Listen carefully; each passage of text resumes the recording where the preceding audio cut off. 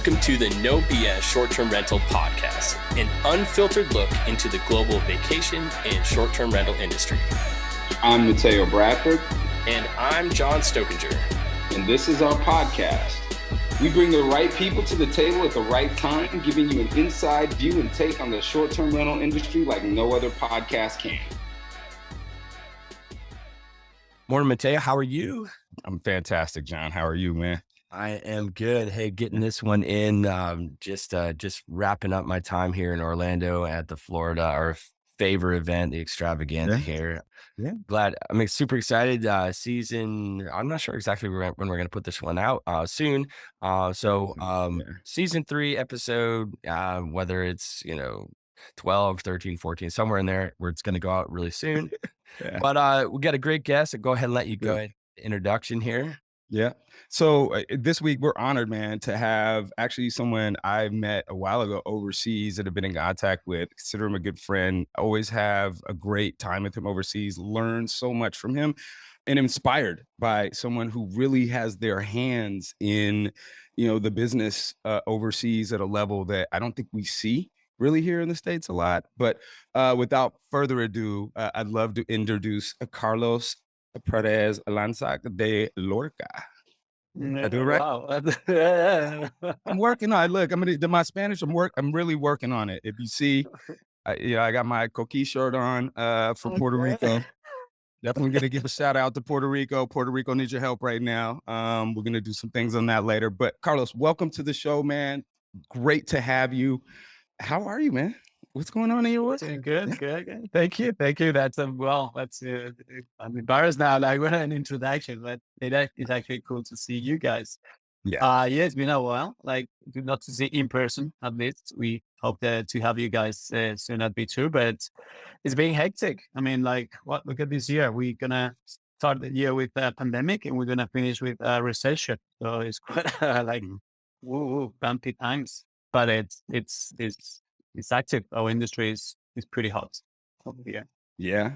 Well, I mean, it's had to be some turbulent times. I mean, we've talked to a couple of people, our friends overseas, kind of through the pandemic, and everybody was kind of in different places, but it seems, a lot through it all, everyone's kind of on the rebound and pushing back up. The industry seems to be, definitely thriving again, or working towards thriving. But actually, you and I did not talk through the pandemic. So just a little bit, don't want to go too far down that road, but how was that for you?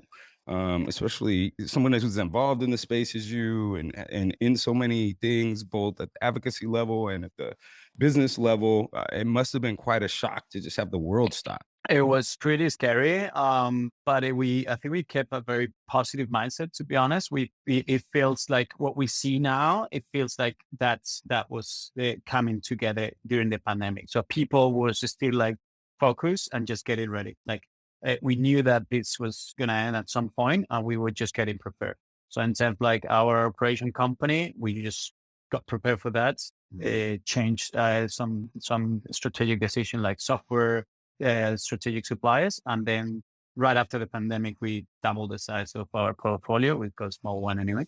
And then the Vitur Summit, the event, you could see also the companies, like a lot of what they've been launching. Like here in Europe, we actually having a lot of companies from the US coming, and what you see is like they are super well prepared. They did a lot of changes, and they've been growing massively, and it's a very active M&A market also here in Europe. So again, the pandemic was scary, but I think like people who was serious about this industry and deep into it, they got reinforced, which is normally what's meant to happen. There was a kind of a cleanup of the industry. Yeah, we saw the same thing here for sure. It's those companies that actually, took advantage of a downturn in the economy, or downturn in whatever, the pandemic or whatnot, like the slowing down of an outside source, slowing down progress, those that have the ability to, and again, we overuse this word pivot. Those are the ones that came out of it successful, and were able to go ahead and almost be reborn with a new sense of purpose and focus. You guys had in the US quite some impressive figures in terms of like in national travel and occupancy levels. So you guys were way more active than Europe. I remember right after the pandemic. At least that's the data we got. Oh yeah. I mean, Yeah. it was almost like it never happened. Bang. Exactly. Exactly. And And this year for us, sorry, go. no, you're fine. No, this year we've seen like ADRs going higher, occupancy rate getting higher. So like everyone's been super active in terms of like travel. And again, this we see that short-term rental and multifamily is like a preferred option. I was talking to Carlos Olesny. He's the managing director and vice president for EMEA, Booking.com, and he was sharing some impressive data. So like 1/3 of their revenues come from short-term rental. They got like 6.6 million short-term rentals on the platform, and then like 1/3 of the revenue was coming from there. Like sorry, 1/4 of the supply was short-term rental, but 1/3 of the revenue was coming from us. So the demand is actually looking at this kind of product. So That's an interesting stat. I like that stat. A quarter of their inventory, but a third of their revenue. That's interesting. I like that. mm, But I mean, uh, it's also a double-edged sword. You know, you could look at it, you know, with ADR skyrocketing, Yeah. you know, what is that going to do to everybody? You know, I think it's positive as far as trending, you know, but at some point, you know, these ADRs are going to have to plateau, and we're going to have to bring it back down to earth a little bit to make it more accessible for everybody. And I think the economy will write itself out in a little bit. We're going to hit that plateau. We've talked about it a lot over here. I think we're going to hit it here first, before it hits overseas. But we're going to see that write itself out. I think it's going to be interesting though, because but it's in my opinion, the dynamic that's really going to move the needle is what happens with people in work, right? Because a lot of those numbers were because of the situation and where people were doing their work in people not going into offices and renting places, digital nomads sprouting, right? And continuing to be able to kind of go do their thing, as well as families that are taking this kind of nomadic approach now, right? That they don't have to be stuck in one place. So it's interesting because I was talking to Jamie from Airdnb about this, right? Like, where does that dynamic fit into this? Because one of those trigger points is always like, are businesses cutting their travel back? Are people not traveling for work anymore? And now you have this dynamic of people living anywhere they want and working wherever they want. And that's going to be a huge factor in terms of how much our numbers kind of ebb and flow or continue to I go. think it's going to be. I think Mateo, it's going to be both. What you're saying, basically, I think this recession and that's how the demand is going to change that behavior. I think also they're going to be forced by the recession, so that's going to create that adjustment on the ADR that John was saying. So it's just it was too hectic. Like again, people had that like massive desire to travel, and I think that's going to go like a bit more. Going to be a bit more calm down. Number one, because people is not going to be able to afford it, and that people also is going to have a recession and they're going to have more utility costs and less disposable income. So I think it's going to be interesting. We are all looking at the last quarter with a lot of attention to see how the demand is going to react here in Europe. But I think it's still like tourism is going to be out there. Like people want to fly. There's going to be a lot of like remote working. It's actually happening big in a few countries, Spain, and where we host Vitur Summit. The event is a massive destination. Before the pandemic, we had like 83 million visitors in 1 year. Wow. It was the second destination after France, and mainly most of the tourists obviously in France come from Paris. So we are data we have is that we're going to be there between the end of 2023 and 24. So I mean, countries like Spain, Portugal, Italy, like all the Mediterranean countries, I think they're going to be very, very important inbound destinations. So. Yeah, no, I think we throw some numbers on the board, John. I'm very interested because I'm betting on the millennials. Like I'm betting on the younger generation who are not living it. They're not trying to go to offices. They want their flexibility. unless something happens in the economy that's really going to force them back into traditional workspaces and force them back into this, I think it's going to be significant. And I could be wrong, but I want to come back And and wrong hear from before. them. I'm just kidding. Of course I'm wrong. Dude, I'm wrong all the time, but it doesn't mean that I'm not going to look at these factors and say it's significant, right? Because I was having this conversation the other day with someone that was talking about, we were talking about hotel life, right? And how people travel. We have a whole generation of people who have known only short-term rentals. Like their parents stayed at or stayed in hotels. Their parents traveled in hotels. And even when they go to hotels, they're looking for hotels that can provide them more than just the traditional bed, room, bathroom, right? Like we have a customer that's grown up with wanting more and needing more. And I think if they have the opportunity to ingrain their living and working like they have, it's going to be very hard to get them back. I think it's going to take something very, I don't want to say like catastrophic, but I think it's going to take a shock to the system to make them or force them back. But we'll see. I'm interested to look at these numbers. I think you're right. I want to talk about your summit that's coming up, and I want to, but I want to, how did you, this is obviously, the summit is an offset of what you do day to day, and you've been looking at, your resume, been doing this 11 or 12 years previously in like your current role. How did you, and we love asking this question, most people we talk to stumble into the industry. Like no one wakes up and like, I want to be a short-term rental operator. I want to go ahead and I'm going to get into vacation rentals. Everyone stumbles into it. At least now, I think as we're getting older, we're going to see people, what they're going to see, in high school or secondary school, and they're going to be like, this makes sense. I see that this is something positive. I'm going to learn about this. I'm going to get some education around it. But how did you stumble into the space? Well, to be honest, I come from hospitality. So that's what I've been doing my whole life. I was in hotels running like in the ski resorts. I was doing property management in ski resorts, like chalets and stuff across Europe. And that was fun. And then I came back to like Costa del Sol. Like if you look at Europe, Spain, it's, as I say, like a really important destination across Europe. We've got like 330,000, 50,000 vacation rental across Spain. In the south, in Andalusia, where I'm based, they're like 92,000.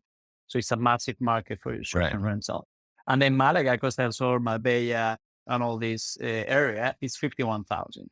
So it is a massive destination for property management and that. So tourism was always there. As we started with a small property management, we still have a property management company, and then we started doing this gathering. And again, we had these questions, and then we had this pressure from the hotels. So that's why we had some advocacy, as we were saying, in the event, because it is part of the industry. Either we like it or not. A lot of property managers, they don't pay a lot of attention. They don't see that's actually relevant, but it can change your bottom line big time, because you might have to reshape your whole portfolio just because of a new legislation.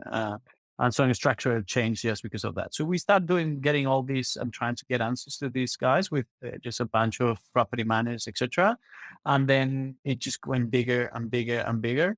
And then we started like a room with 150 square meters. Now we have like 2,000 square meters with an exhibitor area. And we actually built like a smart apartment of the future. We want to understand how is the short-term rental of the future, or a multifamily apartment, is going to look like. Like, how is that going to change? Because a lot of people is doing that. A lot of property managers are already investing in tech, like smart locks, noise detector, et cetera, et cetera. Mm-hmm. So we reached that level that we got a pavilion, and then we built this smart apartment. And I think it's actually something cool, because that's going to help you as a property manager to understand, like, how is interaction, how is this technology going to change the way you understand customer experience, the way you understand sustainability, which is a big thing. And I think people is way more sensible after the pandemic, how you understand technology and your property management services, like where you are in value. So that apartment is actually helping you to interact with the technology, to know how it feels, to empathize with your clients. Mm-hmm. So that's a big part of the events, and obviously like conference and listening to some of the most amazing CEOs that we managed to put together in the agenda. So I'm super excited, actually. No, I mean, you were going over the agenda with us prior to us hitting record, and it's super stacked with like great names and great backgrounds and just a great pedigree, and we're excited to hear about it. Outside of the people you're bringing in, and you've talked about, that. What's the big in your mind, outside of what you just mentioned, what's the big differentiator of your summit and your conference compared to some of the other ones, that are taking place across Europe? That we here in the States, the majority of our audience is probably here in the States. We hear of, a handful of conferences that, hey, should we go? Should we go? This, we're excited about this. We hear good things about this. Yours was one of them, of course, but there's a handful. Like, what separates yourself from the other one? The World Summit just happened. There's, the Book Direct show, which was overseas, and now it's coming here. Why go to yours? Something we're very proud of, to be honest, is that we presented the whole industry like across. Our industry is super horizontal. We've got from the real estate investment, because it's a massive real estate part of our industry, and a lot of the conference that's not covered. So we want to understand that real estate investment. We want to understand tech and those tech investors also. We want to understand like customer experience, and we want to understand legislation. So again, so the Vitur living experience, that's how we call that smart apartment. It's something we're very proud of. So having the whole view and all the services available for those property managers, like even you can go for like an alarm system, or again, as I said, smart lock, or Right. even laundry services. Anything that you might need as a property manager is there. Sometimes what we try to avoid is like to have the same companies and the same presentations that you see across all different short-term rental events. So that's why we're trying to make sure we cover the whole spectrum from the industry. And then, as I said, that's advocacy, like legislation is a massive thing, at least here in Europe, because we having by the end of this year, actually, they're gonna be a little bit late, but the European Commission is launching the short-term rental initiative, and so we all expecting to see what that's gonna imply. And then a lot of destination across Europe, they have having to use the legislation. So if you do your SWOT analysis as an investor or property manager, definitely legislation is something you're going to look at as a main priority. And we do see some real estate investors, they're actually not investing or stopping their investment if there's a legislation coming on the way. So they just look for safe destination where they know that this is black and white, it's not going to change. So we are covering all that. And we do make sure we have the high level leaders of each field to participate on the event. I think one of the interesting things that you do too, in knowing the advocacy part that you bring in, you do it differently. Because one of the things that we don't do and don't see a lot of at the conferences here, number one, I think you build a conference with really the value that the manager gets across the board leaving your conference, right? Because people talk about advocacy at conferences, but we don't see a lot of the politicians, a lot of the other side coming in, coming to the conversation, meeting the managers, talking to the professionals in the space, being engaged, being a part of the conversation, in actually learning about the industry from the industry versus getting data points from a report or a case study or from some other organization. Is something that was always impressive in knowing you. That's your fingerprints all over it, because you've been involved in that advocacy and getting government involved and government engaged directly with the industry, as opposed to intermediaries or other lobbyists, right? That are the way we do it here is just kind of like they're over there, we're over here. I love what you're doing with the tour, because you're bringing those people together. You're bringing the people who should be a part of the conversation together. And I think that's bringing meaningful conversations about how to bring sensible regulation and sensible policies, right, throughout Europe. And then the other thing I always see that you do is you bring the investors in, right? Like you bring the investors in and they're engaged in a part of that, a part of the conference, in a way that I think managers and tech companies and vendors all of those people are looking for investment. All of those people want to know, how to get the money to continue to build their businesses in an effective way. So hats off to you for that, man. And I think that's going to continue to add value. I think I answered your question from John because of the value that you're bringing is actually tangible value that they can really walk away from a conference. And this is from people that I know go to Vitur, from vendors to managers, they always speak so highly of it. I think it sets the stage for, kind of raising the bar for other conferences and other spaces. Because when they come here, they're like, well, why don't you do that, or why don't they have that? I'm not the one planning the conferences.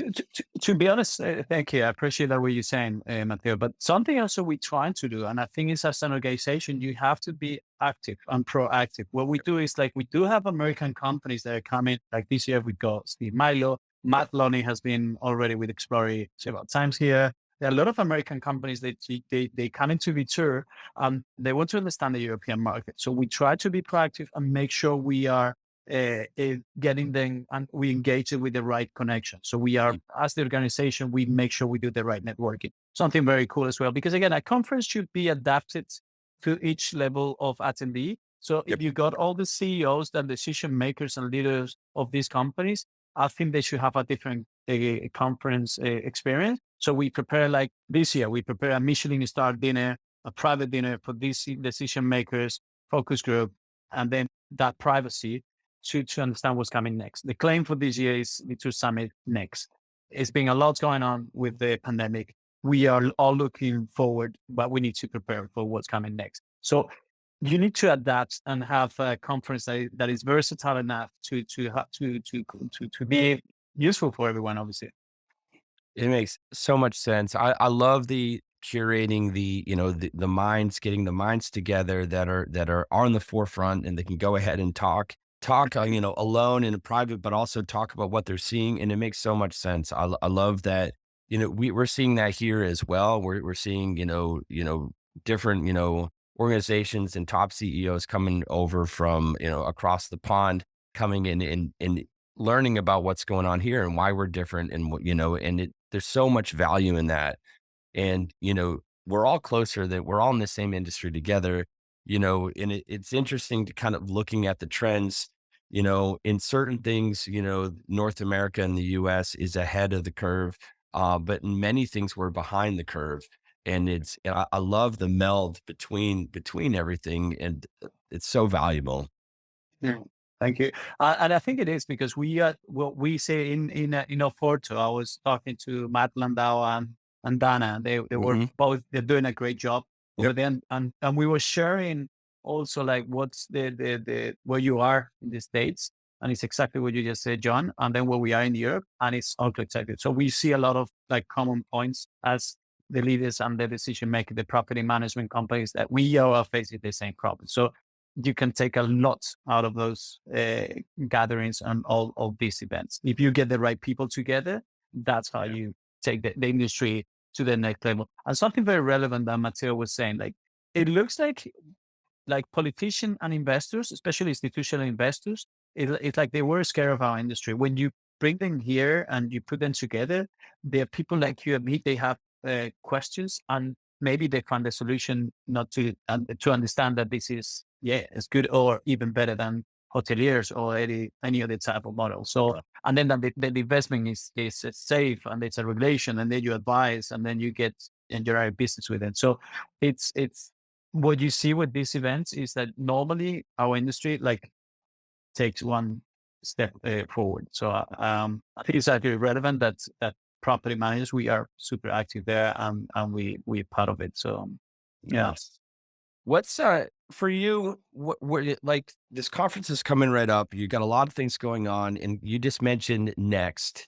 Being the focus of the conference. You mentioned the focus of everyone coming together and where we're going. What is next for you? I mean, with your property management company, or continuing with, my assumption is you're going to continue pushing the envelope with Virtu and what you're doing here, but what's next for you? I would say consolidation, professionalization, like the amazing technology available for property managers. I think we're all trying to understand what's the best and the most suitable for you.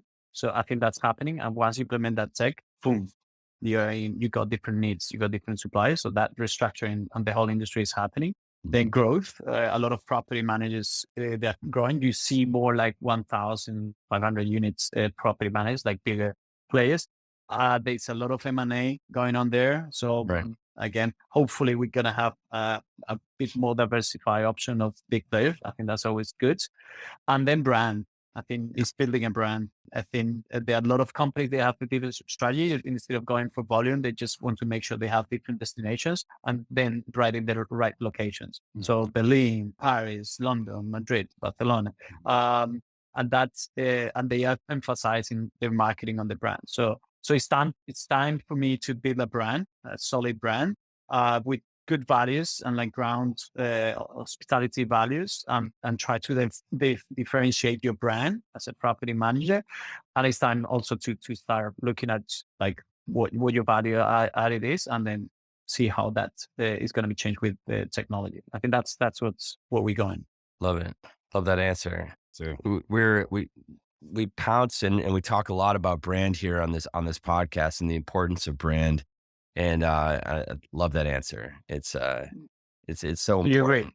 Yeah. Because for us too, it's so different, right? Because, with our space, it's new, right? And so you have a lot of what I like to call budding brands, right? Like everyone has their idea of kind of whether you're Vacasa, whether you're V-Trips, whether you're One Fine Stay, whether you're, whoever you are, you have so many companies that are coming up right now, and it's almost like brand is like the tag word of the day. And, everyone's like, oh, who's going to make it? Who's not? And I'm not even there yet. Cause at the end of the day, the one that's going to win is the one that can get the most feet through the door and heads in those beds, right? Like that's the winner, and who can do that repeatedly, right? Who can build brand loyalty, who can build loyalty to that brand. I'm sorry. And I think that's going to be the challenge, right? And because if you're building something global, it's not a one pill solves everything. You're going to have to be that whatever destination, whether you're in Malaga, whether you're in Berlin, whether you're in Galway, London, LA, New York, like that brand has to resonate in all of those places. So it can't just be one thing. It's got to be everything to everyone. I totally agree. And it's actually very interesting at this point. Like, number one, to build a consistency of a brand, it's super difficult, especially in such an operational business and human incentive. Like it's a people industry. Yeah. So that to create a culture that represent all these of that brand and of those values is super challenging. And to be honest, I don't think we need to be like a massive property manager with properties all over. It's more about like creating again that brand, and then make sure you go like those 50 units, 80 units in this destination, and then you jump into the next one. So I was talking to some people, and again, in terms of the investors, it's if you have a small brand, but then you are the one that managed to get a higher ADR on occupancy rate because you create more direct bookings and that loyalty to your clients, then you are way more valuable and powerful because you got great reviews and higher margins. So a guy he sold his company, but he's like, you shouldn't start your product or your company with the objective to sell it. Right. You're building something, and then if that happened, that's obviously part of your entrepreneurial lifetime, right? But Right. so building the brand, it's something we do. I don't know. At least here, you don't see that many operators working on that, and I think it is the right time to do it. I like that answer a lot, but I think if we're to dissect brand a little bit more, ultimately, logos, whatever but that's just a super small part of brand. I think if we were to take brand even a step further, and as an industry, we look at brand as the guest experience. Yeah. And that be the brand. If we were to go ahead and say, overall, this is what the brand of short-term rentals or the brand of vacation rentals is, this guest experience, then we're all working on the same brand. And these in the names and these, like truly at the end of the day, I don't necessarily give a shit if I'm staying here or there, as long as me and my family have the same guest experience, or the same high level of guest experience from point A, from point B, from booking to checking in to my stay to leaving, going home. As long as that guest experience, that's the brand I'm looking for. And it's a little bit different look at brand, but it's still brand. So I think like a guest X and user X experience, UX, UI is all super, super important in this as well. And I don't necessarily I think that a lot of times in these conversations, we separate the two. But also, but it still always comes back to the user experience. I think it's all, I think that hits the nail on the head, right? That, Yeah. Mm, mm. so yeah, you can translate that across the board and hit multiple demographics and generations and keep that, and it's consistency, right? It's 100%. identifying, Exactly. those points that like and don't overcomplicate it, right? Like you take 5 points of which, want your brand to be and be consistent around that. Well, I mean, but look at the Marriotts of the world, and I mean that's how they did it. Yeah. I mean, these are the super like they did it on this is the level that we need to be at for across every one of our doors. Yeah. And by that, their brand emerged from that. Yeah. Now, if you look at the hotel industry, and again, I come from hotel Right. company in my background. Most of these companies, Marriott, Hilton, all these guys, big players now, they've been there for centuries, for ages. We don't have like such a, I don't know. There's not a brand out there that I can remember that it's been for so many years. Maybe the ones that we got here in Europe, Interhome and Aways, which they've been wrapping up together like Novasol. It was an old brand. They've been there maybe 50 years. And that's why they have like 40,000 units for 100,000, because either they be buying and build this massive company, or Interhome, which is quite a case study, but because they've been on business for 50 years. Mm-hmm. But Right. after that, like short-term rental, as we understand also today, I don't think that many old companies are. I think that's what.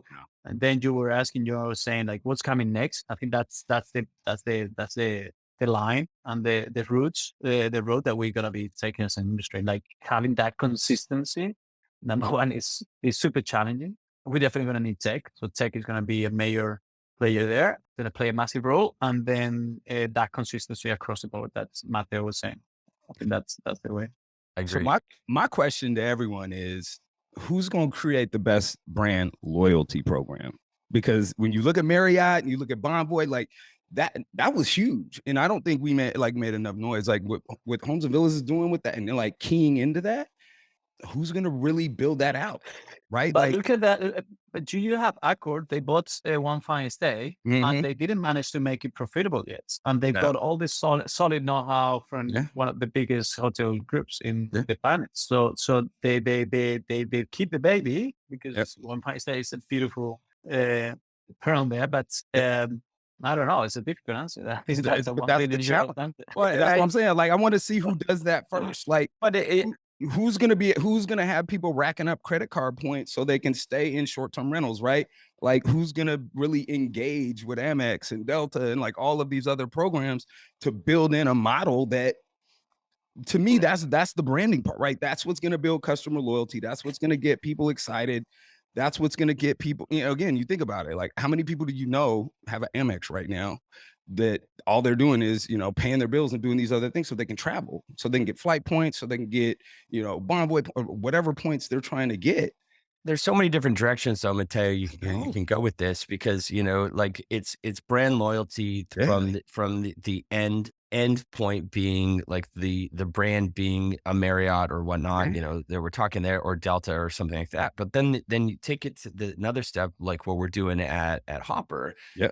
Like we have brand loyalty built in because we have the damn stickiest app in the world. Yep. With loyalty, with our Carrot Cash, our in-app incentives, like we don't worry about people leaving our app to go book elsewhere, because we know they'll always come back, because we're building that brand loyalty. And this isn't a Hopper commercial here, but there's different directions with brand loyalty and keeping people sticky to what you're doing, so I'm not sure, whether it's the end being like the destination, or it's or the travel in general. There's so many different things. And so who would it be best to be served on, like an OTA or a super travel app? Is that where that stickiness is? And then it's the relationships from that stickiness to these other companies. We could go on for hours about this. I love it. I'm not gonna lie though, because when I open the Hopper app and I see my little Carrot Cash in there, I like that. Like, Yeah. it's again, I'm not, and I do book with Hopper, just, FYI sometimes, but but at the end of the day, I'm a consumer also, right? Like, so it does make me feel good to know, like, oh wow, look, I got this carry cash. Oh, this is cool. I can use this on my trip. And It's interesting. I mean, and we It's innovative. at Hopper, we see the value in these partnerships, that's why we partnered with Capital One. Yeah.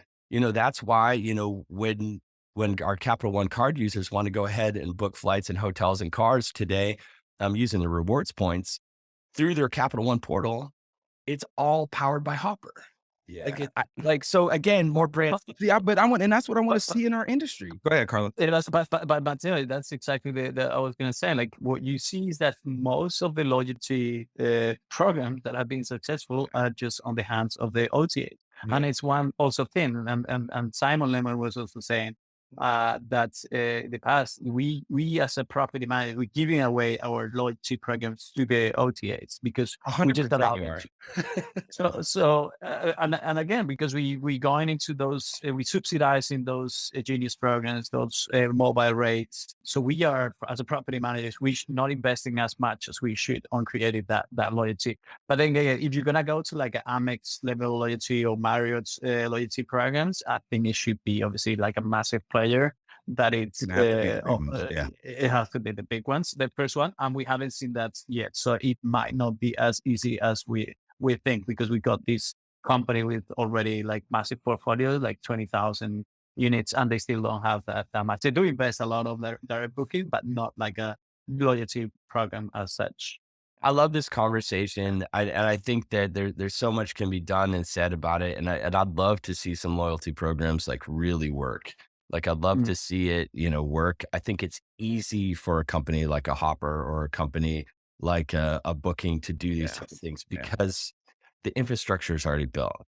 It's already there, and they already have millions of daily users. So like where you're not getting in these hospitality brands, particularly, you're not necessarily having millions and millions of daily users. So, you're having daily users, you're having a ton, and it's going to take time. It's going to take a lot of outside the box thinking, but it can be done for sure.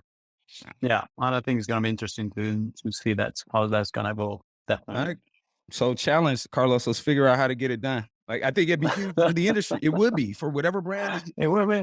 I think it would be huge. So there are ways, and I think that the technology and the platform is available. It's more about like making sure we land it. Like, there's gonna be one again. At Vitur Summit, we get some companies, they have amazing technology, and as I was saying, like, some of the work that I actually do myself at Vitur Summit is like getting a CEO is like, listen, did you know about these guys or what these guys are doing? No, you don't know about each other. Fine, they get still here. Yeah. And you need to come out of these conversations with an integration, because you both are adding a massive value to the industry, and it's stupid that your technology is not connected. Right. Because that's what we need as property managers. exactly. So I am actually forcing that technology to move forward, because it's like we cannot be independently working on whatever we think is best, because it's not just one solution. It's a combination of all these great companies that are providing that great experience. So I think that's also part of the consolidation we need to go through, like connecting all the great technology that we are developing in the industry. I think that's also going to help take us to the next level. Yeah. I love that you're forcing them to sit together and break some bread. I love that. It's the value of partnership, right? Yeah. I'm changing my middle name to partnership, by the way. So it's no, I think that's the value of these things. Like, it's that's networking. That's networking. That's what it's about. Yeah. I agree. Couldn't agree more. So no, absolutely. Hey, Carlos, this has been such a pleasure to have you on this podcast. We really, really appreciate you joining us. How do, if people want to go in and attend your conference and they haven't signed up yet, how do they go about doing that? We already told them what they're going to expect, what they're going to get out of it, but how do they go ahead and sign up? Is it too late? I don't think. No. It's actually vitursummit.com. Okay. This week we got the International Tourist Day, so they launched like a special offer. So it's actually a good moment to buy. Yeah. It's on the 5th, the 6th, and the 7th October. It's gonna be Malaga, south of Spain. Super sunny, 25 degrees, beautiful, good food. So I think it's gonna be a good excuse to get all these networking, all these people together. The Vitur Living Experience, that is part of Palm the Future, is going to be there in the convention center. So yeah, vitursummit.com. I think it's great if we get more people in.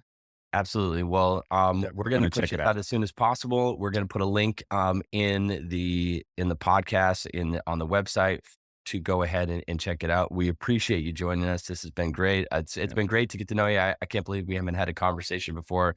I need many more with you. Thank you. Really appreciate you. Oh, thank you guys. Thank you for making such a cool podcast. It's such a good vibe, and you made me feel very comfortable. I actually like John, very pleased to meet you. Yeah, and have this chat as well, Mateo. Yeah, we continue conversation. And we will definitely be talking. Definitely, Carlos. It's great to see you, my friend. Yeah, cool. Thank you.